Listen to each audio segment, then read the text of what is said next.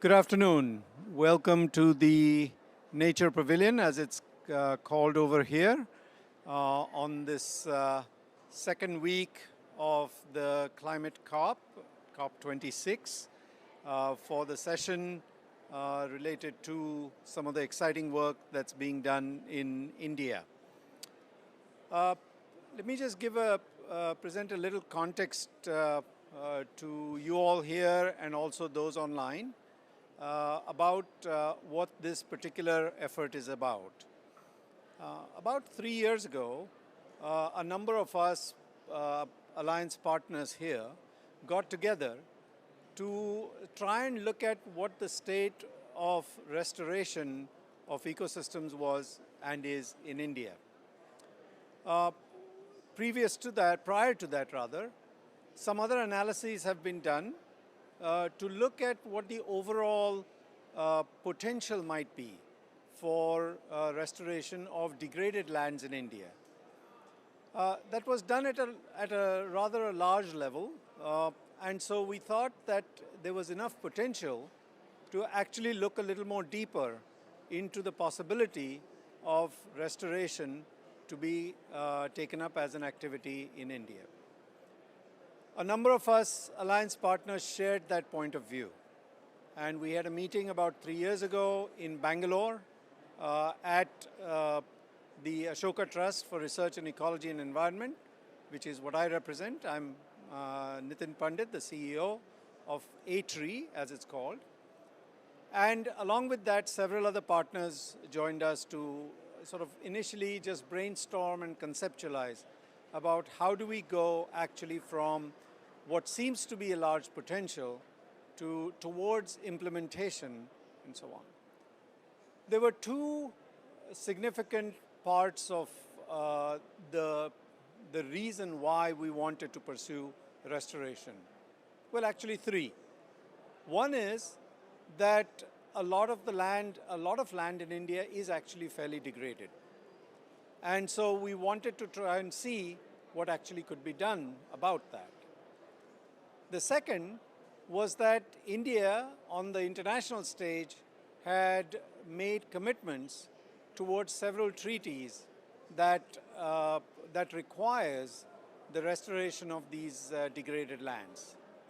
One of them, of course, was in Paris, where India actually was very bullish in proposing a substantial target for sequestration for creating carbon sinks in India. The target was about 2.5 to 3 billion tons a year until 2030. The second commitment that was on the horizon was about degraded lands and to reverse the degradation of lands. The target on that is close to about 26 million hectares. When all these things are put together, the question that the Alliance tried to answer was, can we create an initiative that looks at these ambitious goals and try and support it? Try and support the government of India in achieving these fairly high and ambitious objectives. To take this on, we have a superb set of partners that came together, as I said, in this alliance. In addition to ATREE, as an institution which is in Bangalore with about 250 people, focused on India, specializing in biodiversity, climate, water, and in fact in livelihoods. In addition to ATREE, we were joined by the folks at the World Agroforestry Center, in particular ICRAF as they are called, or now ICRAF and CIFOR after their merger. And in fact today we will be joined by Leigh Winowiecki, who's online with us from Nairobi, I believe, today, right? Something. Hi, Leigh.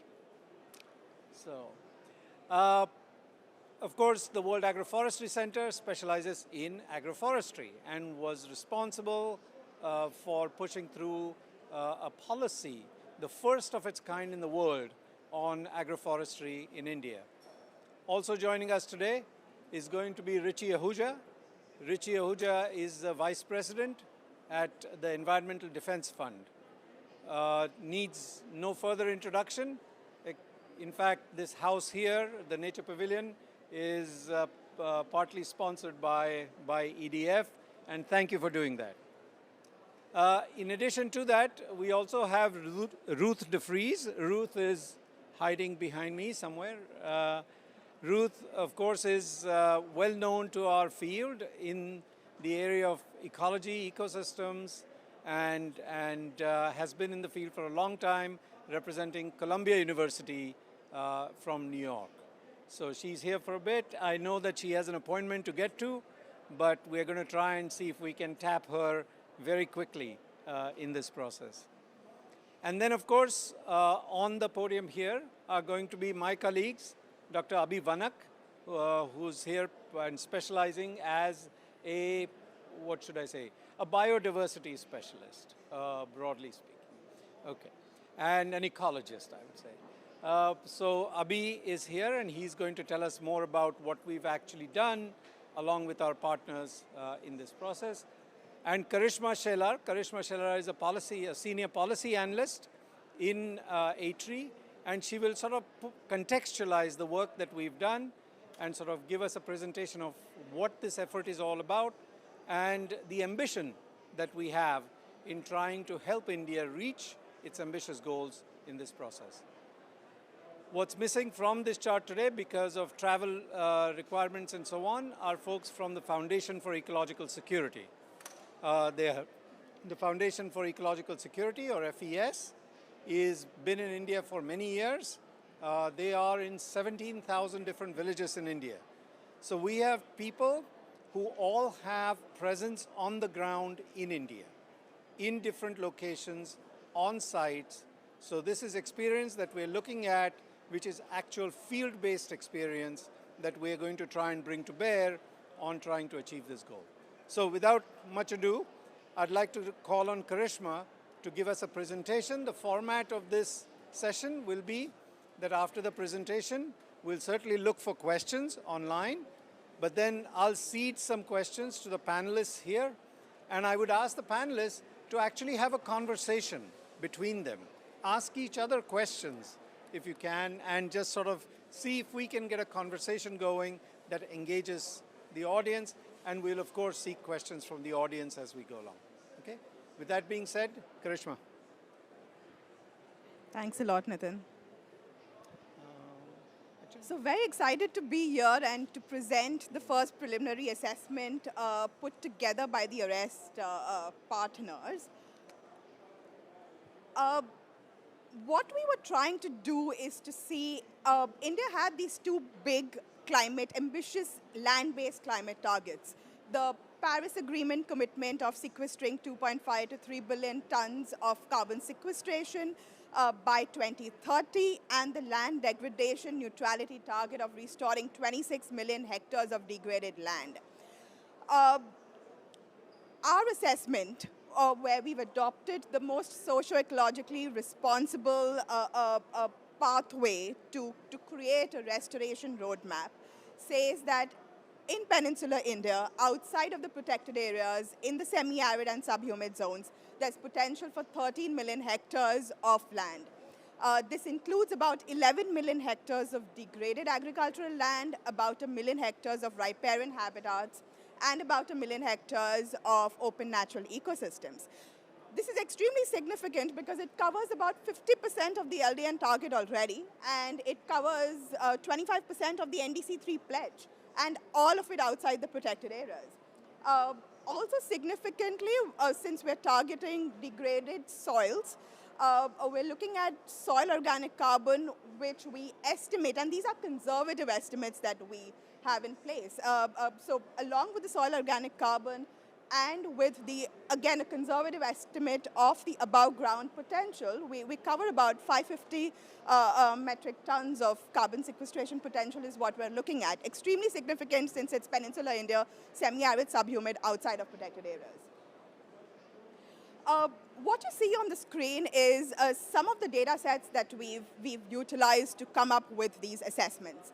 The reason being that we wanted to focus on the scientific and a rigorous methodology to come up with the assessment. And therefore, though the resolution of the analysis is about 250 meters, the focus was on consistency, is what we were looking at. But much of this data has been validated by our partners on the ground who work at scale. In fact, we've looked at socio-economic and biophysical factors. So while we've done the geospatial assessment, we've looked at the National Sample Survey, Government of India reports, we've looked at union budgets, we've looked at cost norms from different types of guidelines issued by the Government of India, validated these numbers by our partners on the ground. I think what I want to say there is that, again, it's a conservative assessment because we've done some validation with the partners, and we know there's potential for a lot more. But this is, again, a preliminary assessment, and we are working each day to refine it as we get more, as more data comes in. So this is what the overall sort of assessment looks at. That's the region we're focusing on, Peninsular India, semi-arid, subhumid. It covers about 13 states, 73 scheduled areas, 58 aspirational districts. That's more than close to about 60% of the 110 aspirational districts identified by the Government of India, and more than 100 million households. More importantly, the 4 pillars of our assessment have been basically an eco-analytics approach for ensuring that the method that we adopt is socio-ecologically appropriate, also that it's rooted in good science and good economics. We've done a very detailed policy mapping, and the policy mapping has been done adjoining an analysis of the public finance flows to restoration. We also want to ensure that the restoration roadmap is people-centric and demand-centric, and does not focus only on the supply-centric approaches, as usually is the case with a lot of restoration and tree-based projects. Therefore, we will account for local aspirations. We want to do a vision building with the local communities to see what is their vision of a restored landscape, and that's extremely critical to us. That's at the heart of what we want to do. And finally, we will look at the different types of financial mechanisms for funding restoration on the ground. What are the kind of hybrid models available? What has worked? What has not worked? What are the gaps out there? And that really forms the crux of what we want to do here. And therefore, from that, what we aspire to do for Peninsular India is prioritize jobs and livelihoods. We want to focus on biodiversity conservation and carbon sequestration, but also long-term climate resilience. And therefore, the idea was to look at 3 types of ecosystems most significant to Peninsular India. So we're looking at degraded agricultural land, we're looking at riparian habitats, and we're looking at open natural ecosystems. For each of these ecosystems, what we've identified are the most socio-ecologically appropriate types of interventions needed to bring these degraded lands into a restored state. So we are focusing on soil conservation and soil restoration methods, mulching, intercropping.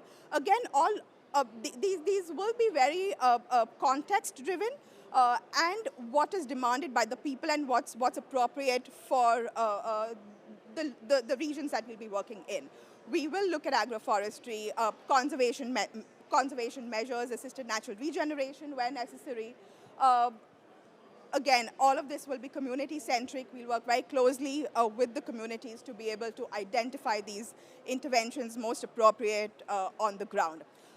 One of the critical aspects, which I'll also talk about a little more towards at a later stage of the presentation, is we were looking at invasive species and adaptive management of invasive species.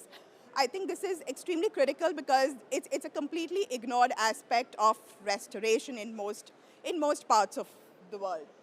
What we've, from a preliminary assessment, what we've identified is that this has the potential to generate about 4 million days of wage income for about 4 million households by 2027.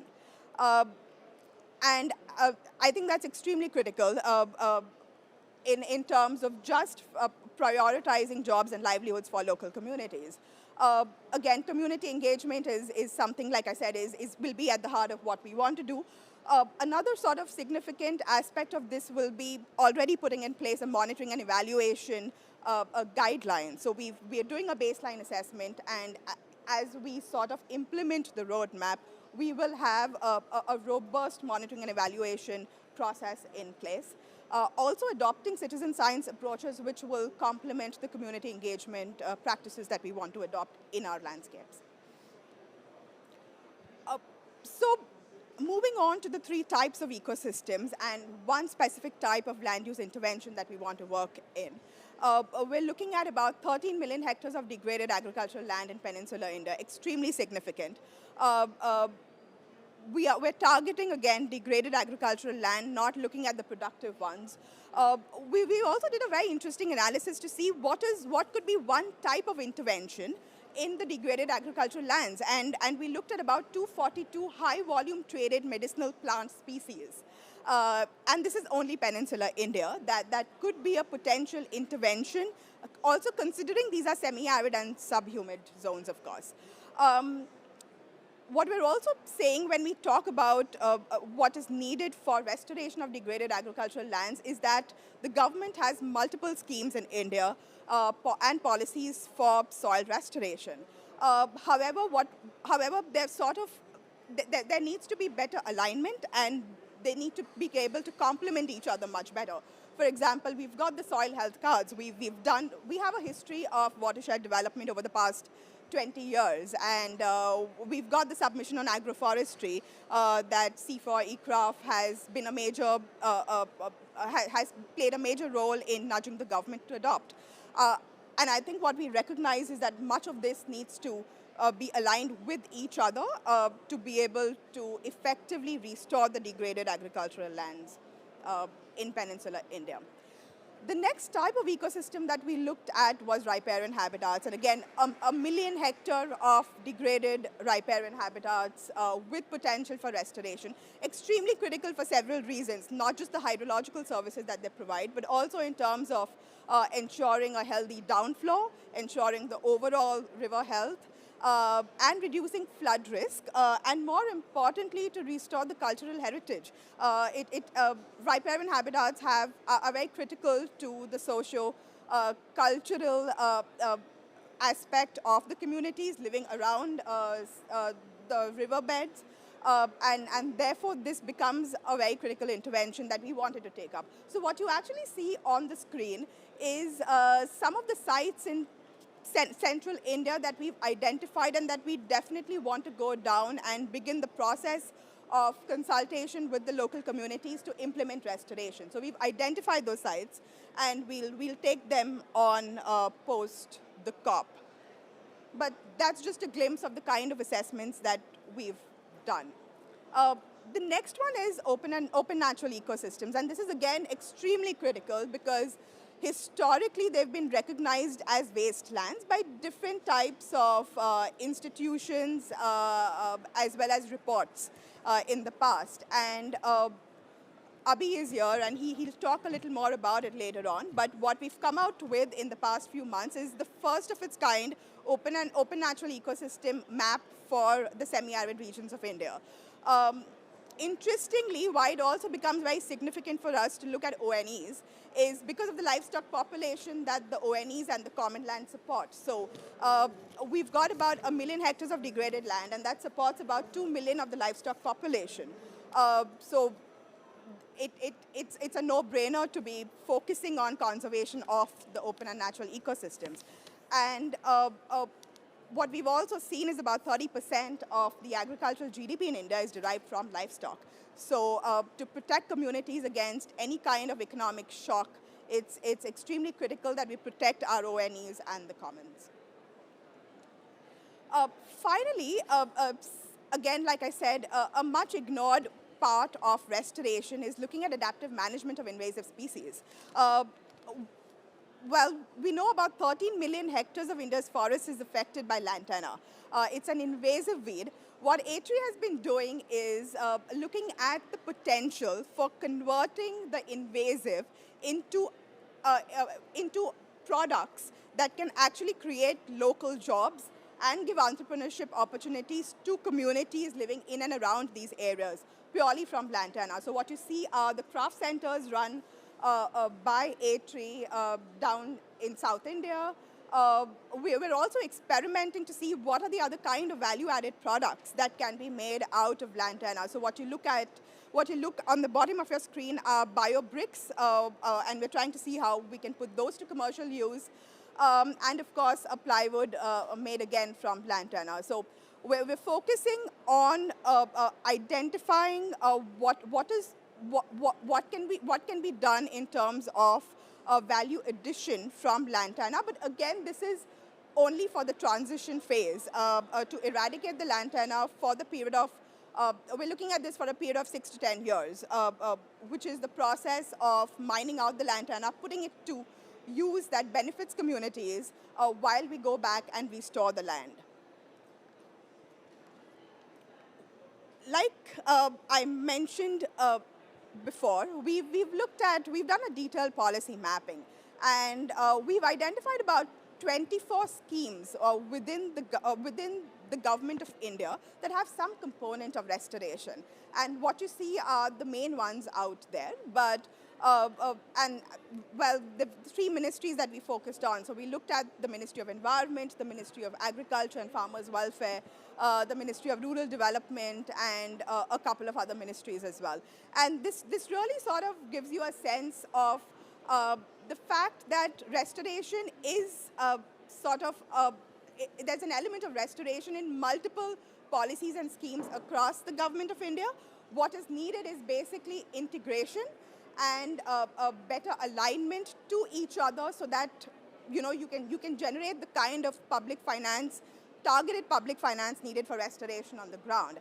And that actually brings me to the next slide, where we've also mapped public finance adjoining the public policy, adjoining the policy and the schemes of the government of India. And what we know from our assessment is that about 16 billion has been spent on restoration-related programs only in the past 5 years by the government of India. In fact, more than 70% of this came from a component in the natural resource management component of a scheme that the government runs. It's called Manrega. It's one of the largest rural employment schemes of the government of India. I think it's one of the largest rural employment schemes in the world, if I'm not wrong. And it's at the crux of actually ensuring that in the lean period, when there is not enough employment from agriculture, Manrega actually supports the communities on the ground with supports their livelihoods. So this becomes extremely critical for restoration as well. In terms of the allocations for the next 5 to 10 years, the 15th Finance Commission has allocated about $19 billion already to sanitation and water supply, which goes to the local bodies, the local panchayats in India. And they do have a component of restoration. In addition to that, about 6 billion is what is available under compensatory afforestation as well, which can be sort of repackaged in a way to help India to meet its climate targets. So what is the mode of implementation that we're looking at, and what is the kind of finance that we are looking at? I think what our assessment says is that there are existing financial and constitutionally mandated governance structures that can be deployed and that can be rechanneled to implement restoration. Like I said, between 2016 and 20, upwards of 16 billion was spent on restoration-related schemes. So we know the government, the financing is there. What we did interestingly as part of our financial analysis is we decided to focus on transition costs. What is it going to take? What is the cost per hectare to be able to transition from a state of degradation to a state of restoration? And the numbers were very fascinating. We know that we need about $31 billion for a period of 6 years, which is the transition period that we're looking at, to be able to transition and to be able to support the local farmers to transition to a state of to a restored state of the economy. And this translates to roughly about $400 per hectare. And it's actually well within existing public finance allocations to be able to implement on the ground. What we are also saying is that institutional mechanisms exist. You've got the Manrega, which is the livelihood generation program of the government of India. We've got the biodiversity management committees, which are being set up as part of the Biodiversity Act of 2002 by the government of India. We have the local decentralized units of administration, which is our gram panchayats. So overall, what we're saying is that the institutional structures exist, the financing exists. What we need to be able to do is identify those channels and mechanisms for restoration and to be able to integrate some of this better with a people-centric and a demand-centric approach for restoration. I'll stop there. Thank you.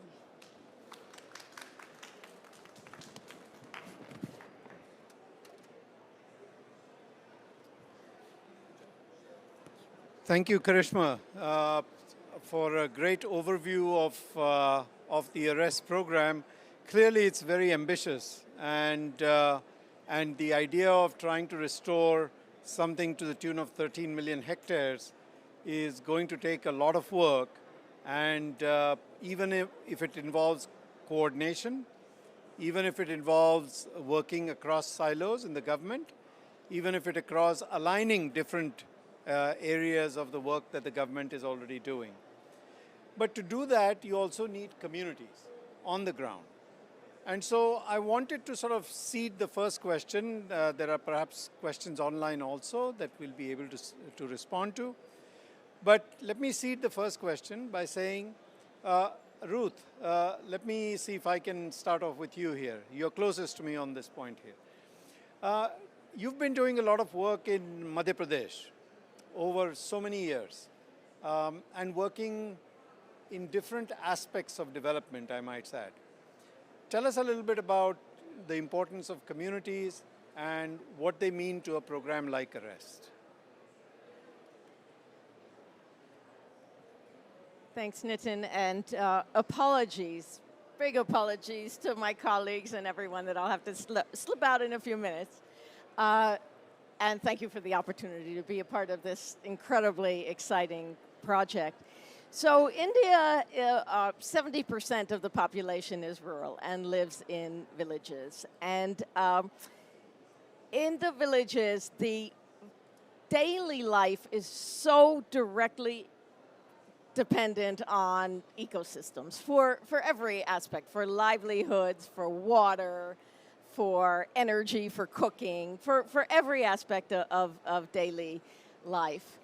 And the people on the ground, the communities, are the ones who can benefit from restoration, the ones who can carry out restoration, and without their involvement in restoration activities, the restoration won't be successful and it won't be sustained. So we often think about, as Karishma said, restoration activities as meaning tree planting or the government or private sector coming in and deciding what should be on that landscape. But the approach that we have in ARREST is very much the opposite, that the very definition of what restoration means begins with communities. What is it that is beneficial for livelihoods and healthy ecosystems that provide water and energy and what people need? So that is just very apparent in Madhya Pradesh and in all of the areas where ARREST is working, and throughout India and actually throughout the world. In India, it's very, very obvious about this direct connection with ecosystems, but I think the same is true everywhere. Well, thank you for that. And let me tease that a little further. You mentioned that there are so many aspects that affect rural life in India. That includes the soils, the water, and so on. So when we say restoration, when we do one thing, planting or restoring soils or watersheds or what have you, certainly one thing affects another. So are there any trade-offs that we see in this process, and how does one think about trade-offs as they occur? So if we think about restoration as, say, planting trees and sequestering carbon in trees, there are many trade-offs that we would need to consider. First, just the land trade-off. What space are you using that would otherwise be used for fodder or for producing food? And also in these semi-arid landscapes, the trade-offs between growing trees and water is quite nuanced, very nuanced, because planting trees that has a lot of water demand. So you think very carefully about what are the appropriate places from a hydrology point of view where planting trees can benefit the hydrology and where would it be not be appropriate. So these are the kinds of very nuanced trade-offs to understand before restoration activities take place.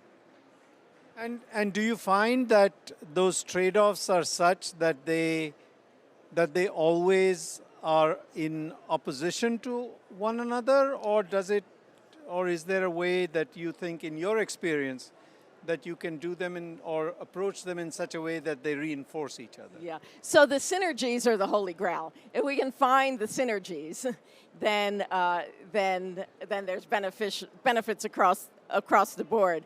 So soil is very much at the heart of these kind of synergies, because healthy soils is sequestering more carbon, getting more water interception into the ground, providing more fertile soils for growing food.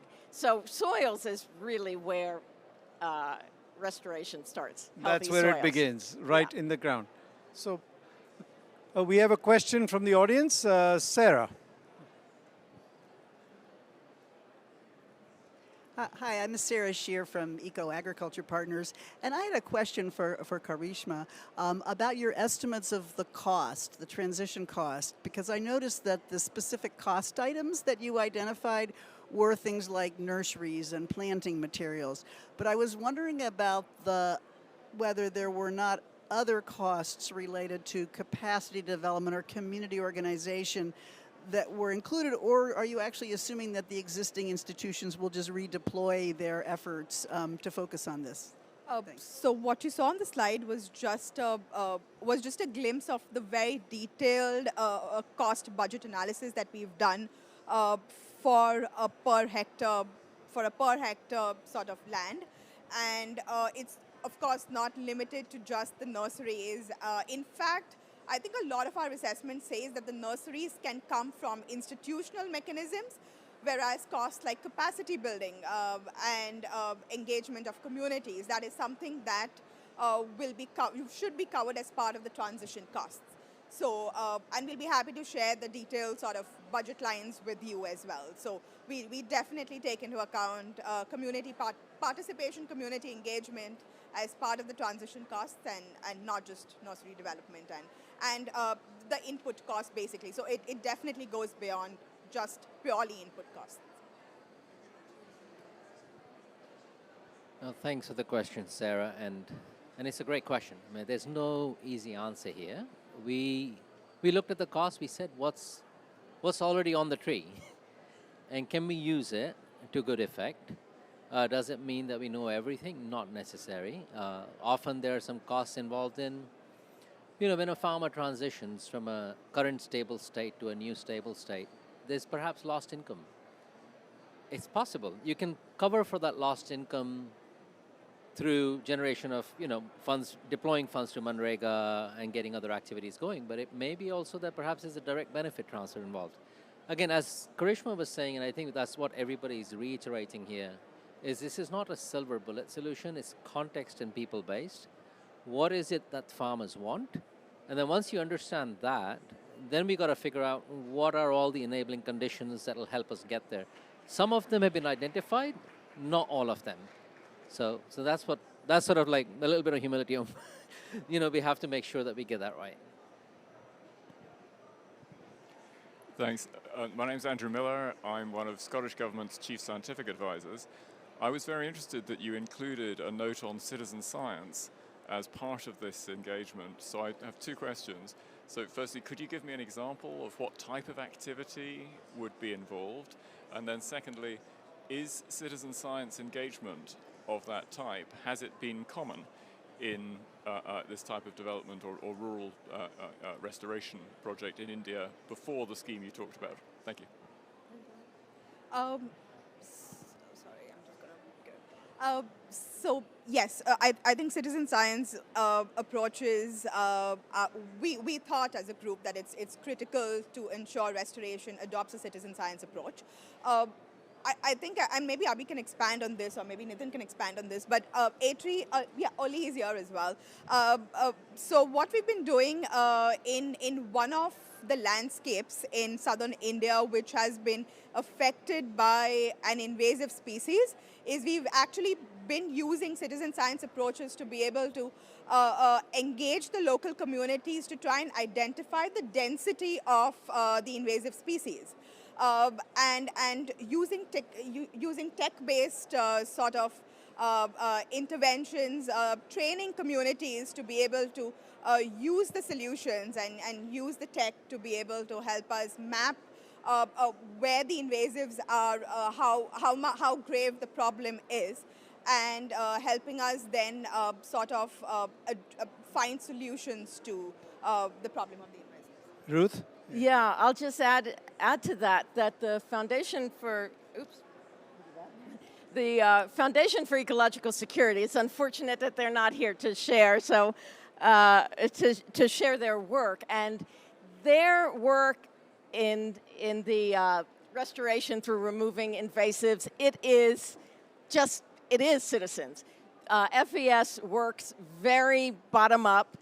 Very engagement with the local communities, identifying the local leaders, enabling the local leaders. The communities provide, they do the labor for the lantana removal.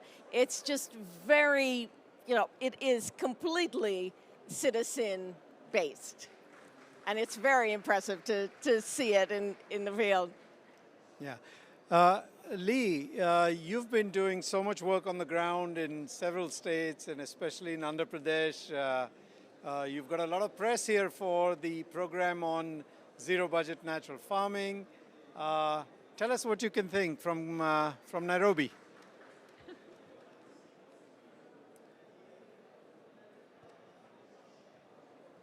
Thank you so much for the opportunity to be here. And first, let me just say that I'm so pleased to hear and to discuss the role of soil health at the COP26. And when people ask you what is different about this COP compared to the last one, it's that soil health is finally being acknowledged as the foundation of our food systems, and that it's central to food and nutrition security, climate action, and ecosystem restoration. So I am pleased.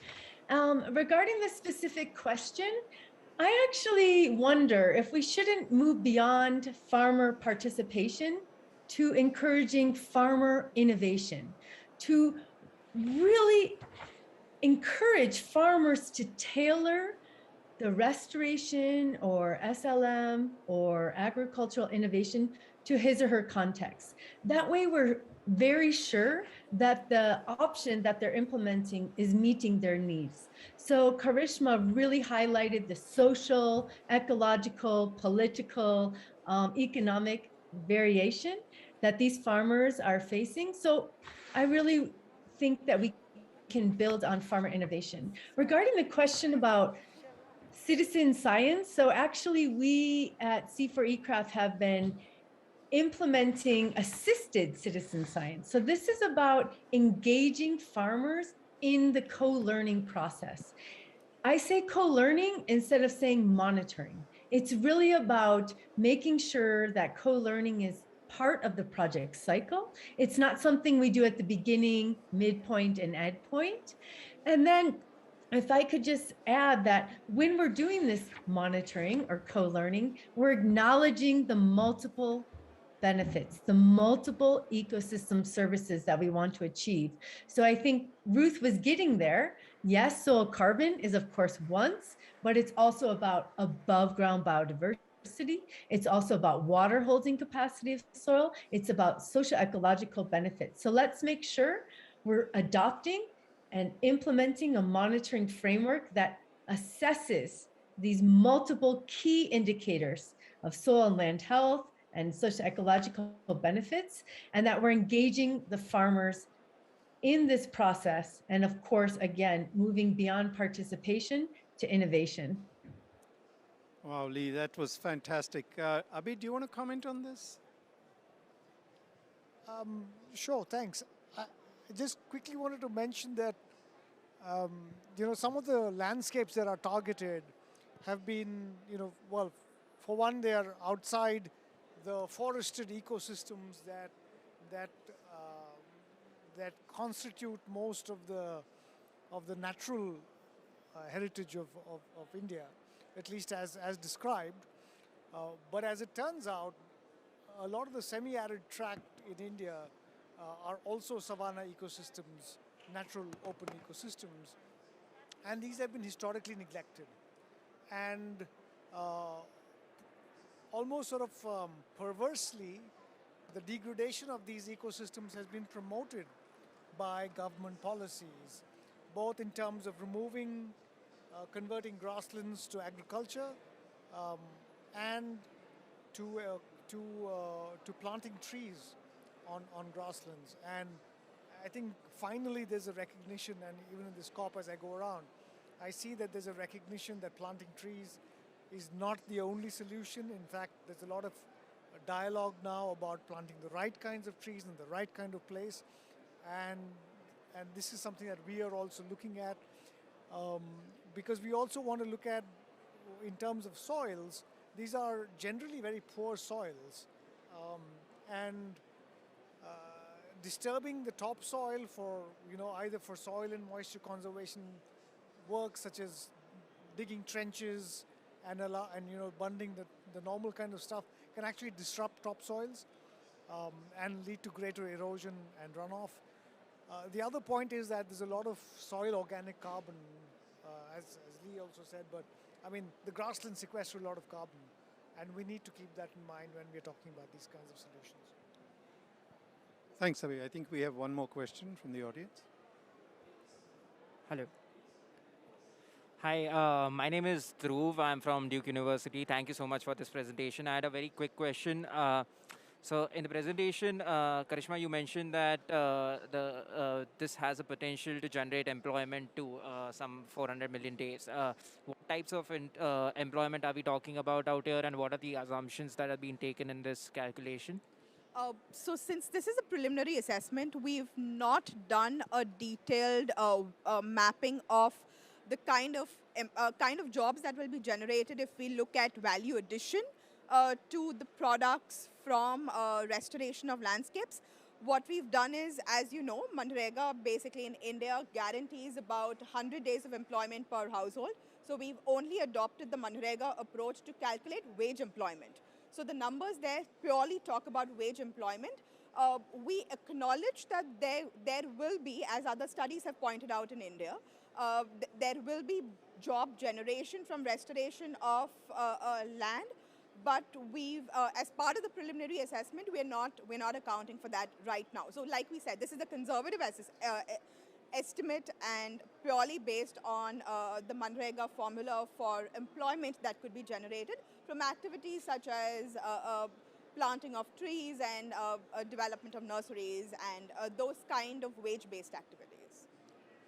Yep. Thank you, Karishma. In fact, it's worth noting that I think studies, for example, in South Africa and elsewhere, have shown that when you do engage a certain number of people in direct wage labor, there's almost a multiplier effect of the supply chain, which is almost 5:1 from what the South African studies show. But there is actual experience on the ground on this. And again, I'd like to bring in Leigh. Leigh, I'm going to ask you again to weigh in on this one. I know you've dealt with this very directly. Well, again, I think the key message is that we're really promoting options that farmers can implement on their farm that bring the benefits. So that could be economic benefits, that could be medicinal benefits, that could be curbing erosion, that could be building their healthy soil for food and nutrition security. So I think really, instead of offering a silver bullet, because we already know that doesn't work,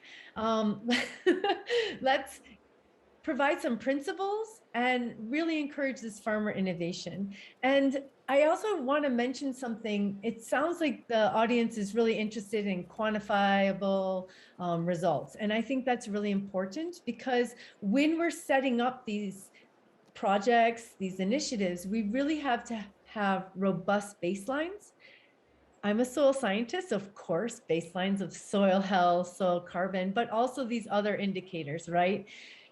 And then we need to make sure that the indicators that we're tracking are quantifiable, they're rapid to measure, and that we can really track changes over time. And of course, as a scientist, I would like these to be science-based indicators. So let's make sure that we can give accurate reporting on how these interventions are doing. How are these interventions contributing to income? How are they contributing to increasing soil carbon storage? How are they contributing to reducing erosion? You're talking about interventions in severely degraded agricultural land. If you were to ask me, which you didn't, Nitin, what is the #1 biophysical obstacle that we need to curb right away? Soil erosion. If we can stop soil erosion, then we can start building the soil. Then we can start increasing water holding capacity and all these other co-benefits. And soil erosion, luckily, is easily observable, quantifiable. We can map it and we can track it over time. Thanks. Spoken like a true soil scientist. Let me ask though, there's a portfolio of different measurements or different measures that we can take. Maybe I'll ask Richie, how do you finance a portfolio of interventions? How do you actually think through this process? Small question. So, first of all, I just want to say thank you, Nitin and team here. It's been 2 years ago when we sat down and tried to dream up of what it is that we can really do and what's truly bottom up. And then listening to Karishma talk so excitedly about this work, so passionately, you can just see the level of detail and attention that's gone to it. So in terms of a portfolio of interventions around finance, we often talk about finance as a big lever, so you can think about it from the big picture point of view. So, enabling finance from the government is obviously key, and Karishma has sort of mentioned that. It has to be complemented with other sorts of financing, private sector financing through demand for, in this case out here around carbon, etc. You've seen sort of the launch of LEAF Coalition, with Amazon and others sort of committing to buying tons to help keep forests standing.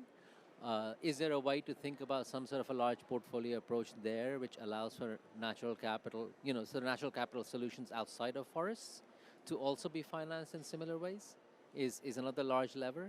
Again, staying on large levers, concessional loans and concessional financing is key because a lot of this is based around debt. But equally important just to keep in mind is that the money doesn't just flow because it's there. Otherwise, it would all be resolved by now.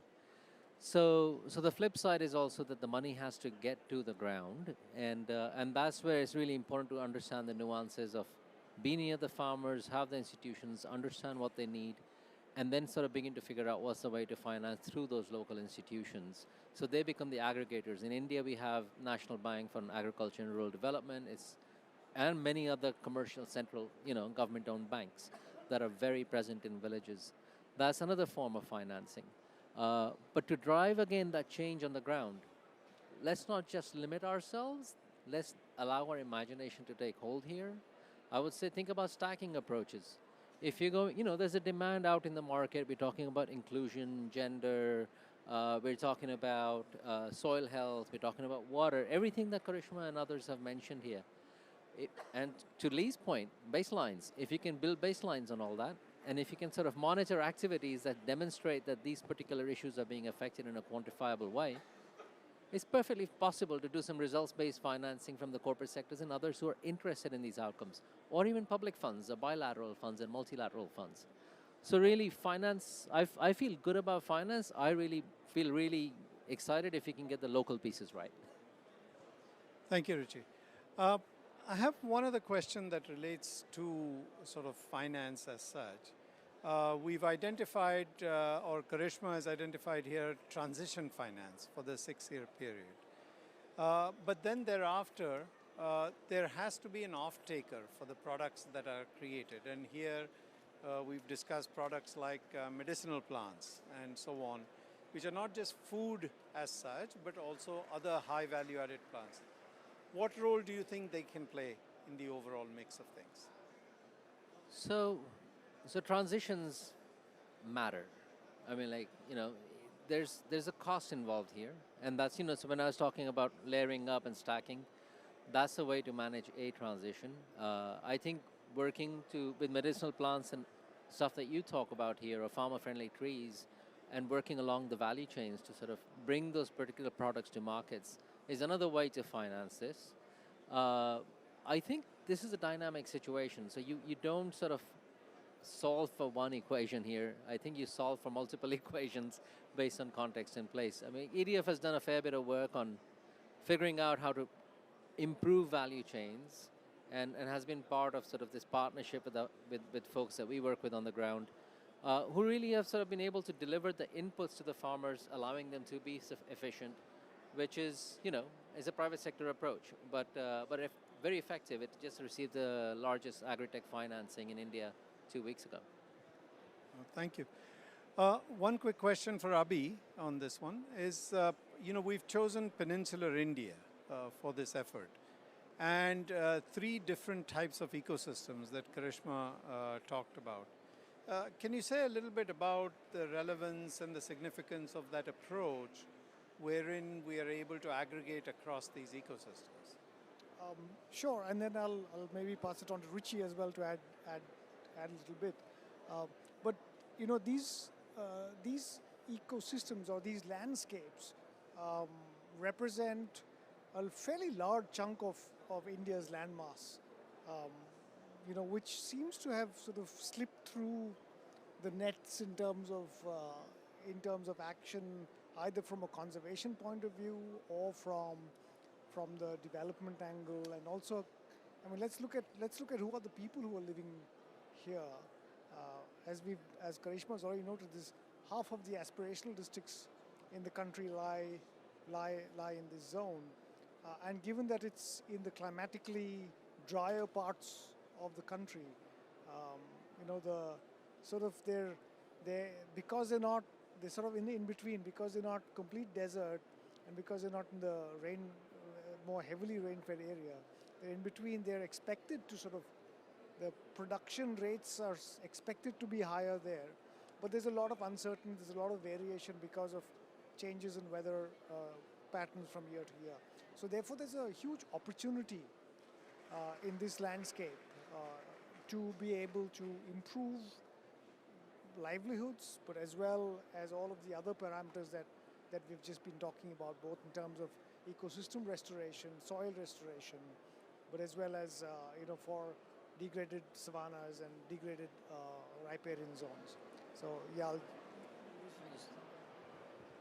Thanks, Abi. I'll just add 2 really quick points. Outside of protected areas, because what we're trying to do is large scale, and it has to be inclusive, and it needs people, it needs a lot of territory. That's 1. 2, semi-arid and subhumid zones, dry lands. A way to think about this is, if it's a productive land and you want the farmer who's working that land to shift, that's a much harder sell. If it's an underperforming asset, which is what a degraded land is in sometimes when the farmer's on it, then figuring out a way to improve the farmer's livelihood and working with them, there's an appetite that's already there. And that appetite, sort of figuring out the demand and working with the farmer to convert that appetite into action is huge. Because one of the biggest challenges you face on the ground is getting a farmer to switch behavior. I mean, like, hell, I don't want to change my heating habits. So when you're asking a farmer to change change what they do on the ground, which is, it's risky, and they're sort of their livelihoods are at stake here. And if you can really work with them there because they can see the light at the end of the tunnel on this underperforming asset, that really helps. Yeah, Leigh, dwell on that a little bit. I mean, you've dealt with a lot of farmers in the ZBNF program in Andhra Pradesh. What was the feedback that you got and the response that you received from the farmers when they dealt with the different kinds of lands that Richie is talking about, the very productive lands and the degraded lands? Absolutely. Well, first to Richie's point, absolutely. Smallholders will be at the center of ecosystem restoration. And we, meaning all of us in this community, all need to change our behavior. That means that as scientists, we need to change our behavior to adapt to the realities on the ground. We need to give data back faster and in ways that's easily understandable. And donors also need to change behavior in terms of recognizing that we're not going to be able to reach the 13 million hectare in India by working with a few large farmers. It's going to be millions and millions of smallholders. So in terms of experience in Andhra Pradesh, since 2017 only, it's really that one thing I've learned is that farmers are not necessarily going to change all of their farm at once, because that's risky. I have a small farm here in Limuru. It's completely organic. And I can tell you I'm trialing different things across this farm, and I haven't converted the whole half a hectare all at once. So the important lesson here is allow farmers the space to innovate, to trial things in small spaces. And that actually, what we've learned in Sub-Saharan Africa and the EFAD-funded restoration project is that actually is the scaling technique. By having this space to innovate, that is the scaling technique, and we will be able to reach the targets. And then really just placing farmers at the center. And so Karishma was really highlighting policy, highlighting income, economic benefits. Let's make sure everything that we do is also meeting the multiple needs. We're all human. We all have multiple needs.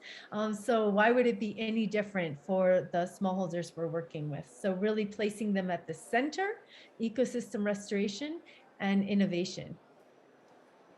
How does one think about the complexity when you put so many people with different ideas in the middle of the decision-making process?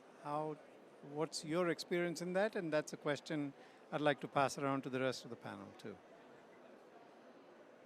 Nitin, I'm so glad you were not on my PhD committee. That was, 15 years ago, but I can see you would have been very grueling. That's a great question. I really, really think the solutions are simple. If you allow the farmers to tailor the option to meet their needs, you'll all of a sudden see innovations you could have never really thought of. So again, if you're talking about storing more water in soil, reducing erosion and increasing soil carbon, perhaps demonstrate with a few covering the soil, having different plants, trees, mixed system, but then really allow the farmers to tailor that so that you can see how they're conserving water, maybe digging basins or terracing, but that really meet their needs. We've had this experience in Kenya where the farmers were modifying all the innovations that we provided trainings on. And then we just started monitoring their innovations. And that's exactly what we're doing in the exemplar landscapes across 3 districts in Andhra Pradesh, where farmers are really encouraged to just make sure the innovation's meeting their needs, and then we can track that because we have assisted citizen science and we have robust monitoring tools, because farmers are dealing with this complexity every day. And so it's only natural that the options will also address that complexity. Thank you. Comprehensive answer. I think, yes, that PhD is well deserved. Richie. No, I mean, look, I love Leigh's answer. I mean, that's spot on. In the end, you have to embrace complexity. We can't, again, do these silver bullet solutions come in. So these are, again, as Karishma said it, as Leigh said it, all of us keep saying, these are context and place-based. The question is, it's easily said and done. It's not just biological complexity, land complexity, but it's also working with social norms and behaviors and trying to engage with people. And I think that's where you get this right, is if you have near farmer institutions that are really working to listen to the farmer, understand the farmer, and are becoming the interlocutors of change. So if there's, generally there's information asymmetry with what's going on at the top and in the science world and what the farmer is trying to do. And I think having that information asymmetry addressed through these near farmer institutions and really working with the farmers and being able to engage and figure out what it is that's the right thing to do on the ground, both for the farmer and for the long-term sort of, what should I call, the husbandry or the stewardship of the land. And if they can see value in it, that's kind of a really great start to embracing complexity and getting to the right outcomes.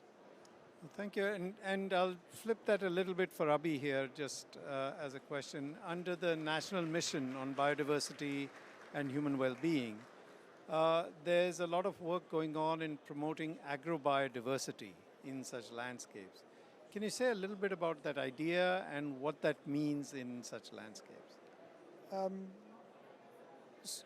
So given the kinds of